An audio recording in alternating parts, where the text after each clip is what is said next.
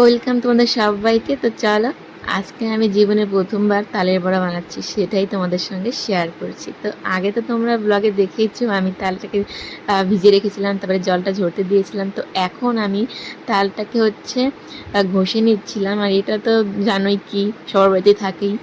তো আমি কিন্তু এরকমভাবে কোনোদিনও ঘষিনি, এটাই প্রথম। তো বারবার দেখছিলাম যে বেরোচ্ছে কি ঠিক মতো, তো দেখি না ভালোই কাজে দিচ্ছে। আগে না ছোটোবেলায় হাত দিয়ে চিপে চিপে রসগুলো বের করতাম, কিন্তু এখন যেটা দেখছি বেশ এটাতেই সুবিধা হয় অনেকটা।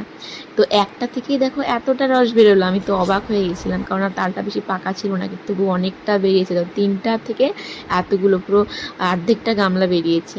তো ভিতরে তো একটু যে আঁশগুলো যে হয় না, সেগুলো আছে। তো ওটাকে এখন ছেঁকতে হবে। তো কিসে ছেঁকবো ভাবছিলাম, তারপরে মনে পড়লে ঝুড়িটাতেই ছেঁকি, এটাও তো অনেক কাজে দেবে না। তো এমনি যে ছেঁকনিগুলো হয় সেগুলো তো হবে না, ছোটো ছোটো যে দুধ ছেঁকার ছেঁকনিগুলো সেটা তো অনেক ছোটো না, আর এটা অনেকটা বড় আছে। তো দেখো, পুরো ছোটো গামলার এক গামলা ভর্তি। আমার যে কী আনন্দ হচ্ছিল সত্যি, এত কিছু তো একবারে কখনো করিনি। বা একটু করে দিতাম, মা করতো, কিন্তু সব কিছু এবার নিজে হাতে করা, মা আমাকে বলে বলে দিচ্ছিল।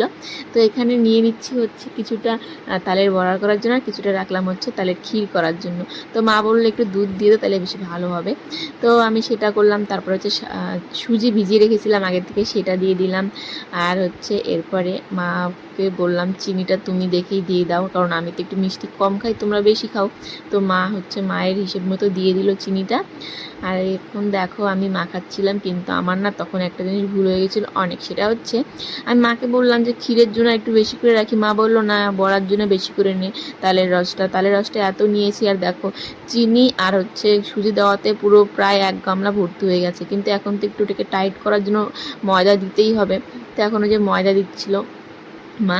আর আমার তখন ভীষণ রাগ হচ্ছিল মায়ের উপর, কারণ আমি বললাম মা আর একটু কম নেই, মা বলে বেশি বেশি করে নিতে। আর এই দেখো, এর কারণে পুরো এক গামলা ভর্তি হয়ে গেছে। আর তখন যে আমার কী ভয় লাগছিল না, কি বলবো। তো মা বললো কি একটু লবণও দিতে, তাহলে ভালো হবে বেশি। তো তারপরে আমি ওই যে চিনি সুজি ময়দা টয়দা দিয়ে ভালো মতো মাখিয়ে নিলাম। আর দেখো এখন মাখাটা কত সুন্দর হয়েছে। কিন্তু আমার ভীষণ ভয় লাগছিল, আমি এতগুলো বড়া কিভাবে বানাবো, সারাটা রাত না লেগে যায়। তো যাই হোক, কী আর করা যাবে, প্রথমবার বানালাম, একটু একটু তো ভুল হবেই। তো আমি তো সেভাবে জানি না, মাকে জিজ্ঞেস করে করে দিলাম। তো এরপর ওই তালের বড়ার জন্য ওটা মাখিয়ে ভালো করে ঢেকে রেখে দিই। আর এদিকে আমি এখন তালের ক্ষীরটা আগে বানাচ্ছি। তো সব কিছুই আমার জন্য প্রথম, কোনো দিনও আগে করিনি। তো মা আমাকে বলে বলে দিচ্ছিল। তো এদিকে চিনিটাও মা বলে দিল, কারণ আমি তো বলেইছি চিনি খুব, মানে মিষ্টি জিনিসটা খুব কমই খাই। মিষ্টি খেতে ভালোবাসি, কিন্তু মিষ্টির জিনিসটা খুব কম খাই, মানে বেশি মিষ্টি হলে আমার আবার খেতে ভালো লাগে না। তো যাই হোক, তো দেখো ওইদিকে আমার তালের ক্ষীর হয়ে গেছে, কিন্তু কপালটা খুব খারাপ, আমি সেটা ভিডিও করতে ভুলে গেছি। তো এদিকে দেখো আমি যে মাখিয়ে রেখেছিলাম সেটা অনেকটা শক্ত শক্ত হয়েছে। এখন আমি কড়াই গরম করার পর তেল দিয়ে এখন আস্তে আস্তে দিচ্ছিলাম, ভীষণ ভয় লাগছিল, এটাই আমার প্রথম দেওয়া হয়েছিল।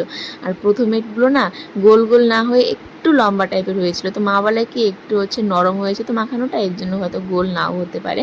তো যাই হোক, আমার ভীষণ ভয় হচ্ছিল কেমন হবে না হবে। আর ভয়ে ভয়ে আমি এগুলো নাড়া দিচ্ছিলাম আর কি, কারণ তেল টেল যদি ছিটে আসে, সত্যি আমার আবার তেল টেল এগুলো বেশিই ছিটে আসে। এখানে যখন থেকে আসছে একটার পর একটা তো যাই করছি তেল ছিটে আসে, সুজি রান্না করতে গেলে সুজি ছিটে আসে। তো এদিকে তো আমি তালের বড়াগুলো ভাজছিলাম, আর এদিকে দেখো তিনজন দাঁড়িয়ে দাঁড়িয়ে দেখছিল। আর বলাতে বাবা চলে গেল। তো সোনু তো কখন থেকে বসে আছে, কখন হবে কখন খাবে। তো যাই হোক, প্রথমবারটা হয়ে গেছে, নামিয়ে নিলাম। আর দেখো অনেকটা ভালোই হয়েছে, একটু গোল না হলেও ভালোই হয়েছে, খারাপ না। তো তারপরে দেখো আবার এই যে দিয়ে দিলাম, তো আবার উঠিয়ে নিলাম। আর আগে যেগুলো বানিয়েছিলাম সব কিন্তু খেতে দিয়ে দিই বাবাকে আর সোনুকে, সাথে সাথে মাও খেয়েছে। তো দেখো এই যে শেষে এতটুকু বানানো হলো আমার।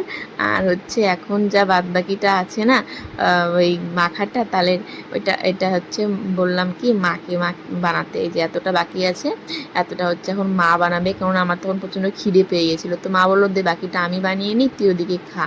তো মা বললাম ঠিক আছে, তুমি তাহলে বানাও।